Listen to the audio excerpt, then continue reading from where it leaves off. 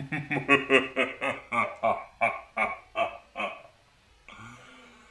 embodiment of cringe has returned. Like you, 'cause you got that something that I need in my life. Greetings, foolish mortals. It is I, Szk'krrj, the embodiment of cringe.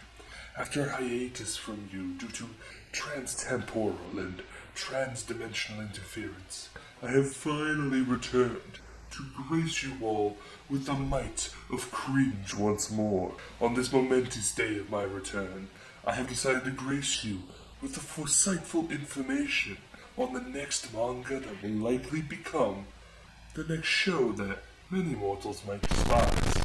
I am of course referring to it becoming the next redo of HEALER.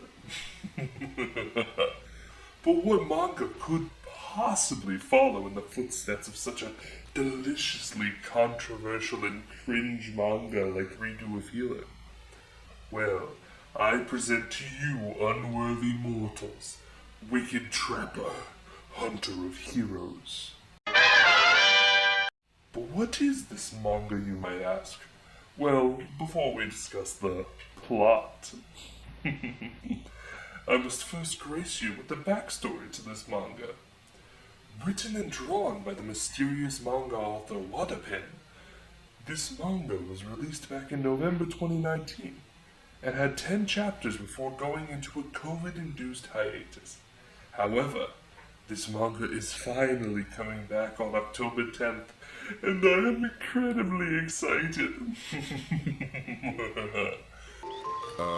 I can explain. So, what is Wicked Trapper Hunter of Heroes about?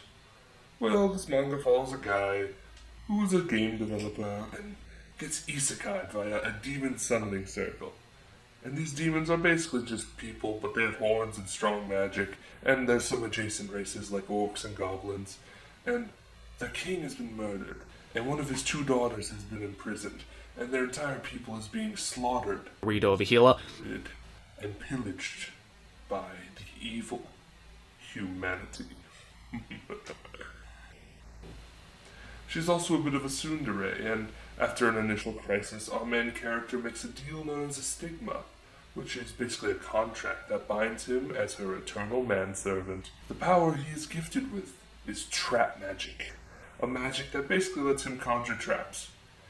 The unique aspect of this power system, however, is that it takes time to conjure the traps.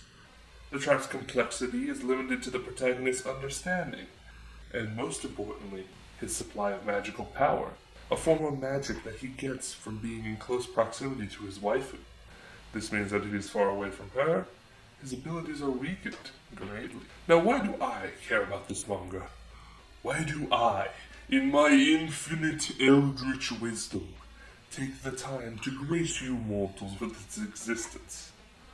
Well, quite simply, I think it will be the next redo of HEALER, and I'm excited to see Twitter be set alight again by it. The reason for this is it's an ecchi and a dark fantasy, and you know what that means. A lot of gratuitous. Read over HEALER.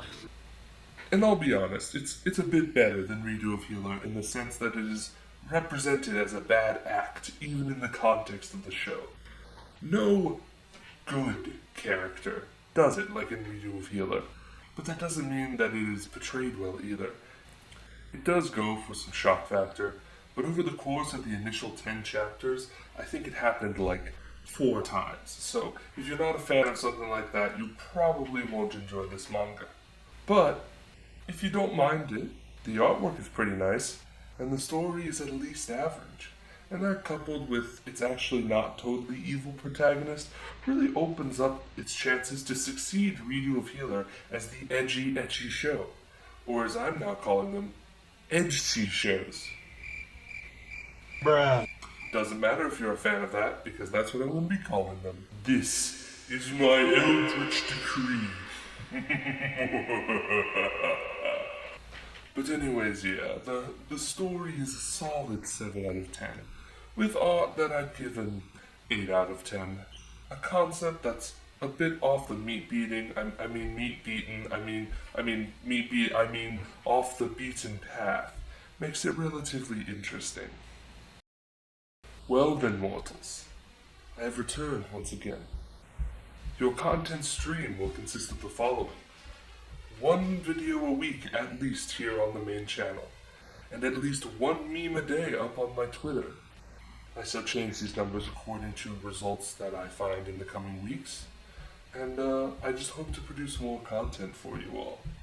If you enjoyed this video, feel free to like and subscribe, and follow me on Twitter to stay up to date with more cringe-worthy content.